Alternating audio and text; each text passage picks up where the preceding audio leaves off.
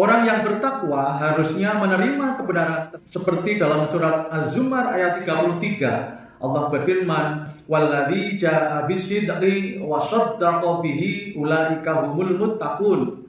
Dan orang yang membawa kebenaran yaitu Muhammad dan orang yang membenarkannya, mereka itulah orang-orang yang bertakwa. Banyak pula orang yang menolak kebenaran sebagaimana disebutkan dalam surat Az-Zumar ayat 32, "Faman adlamu mimman kadzdzaba 'alallahi wa kadzdzaba bis-sidqi idza ja'ah."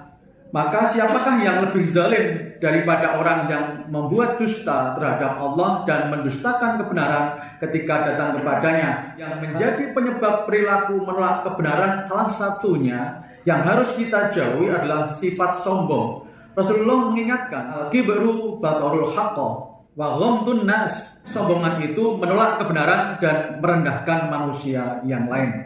Hadis riwayat Muslim. Penyebab lain perilaku menolak kebenaran adalah karena hati yang sudah tidak berfungsi dengan baik. Hati yang masih baik tidak akan pernah mendustakan kebenaran. Sebagaimana disebutkan dalam surat An-Najm ayat 11, "Ma kadzdzabal fuadu ma ra'a." Tidaklah hati itu akan mendustakan apa yang dia lihat. Fungsi hati bisa rusak karena perbuatan maksiat.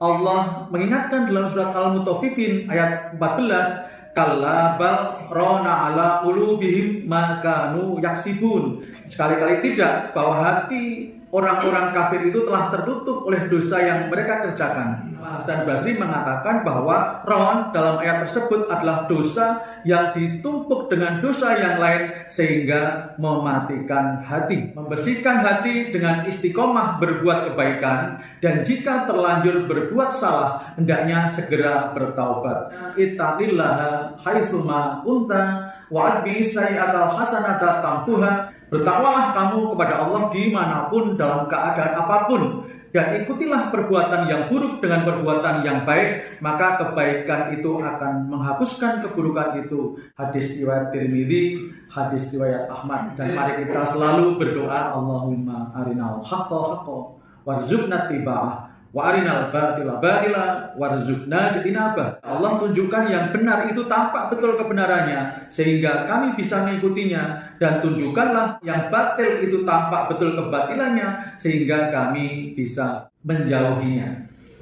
Jalaluddin Rumi mengatakan, mata hati punya kemampuan 70 kali lebih besar untuk melihat kebenaran daripada indera penglihatan kita.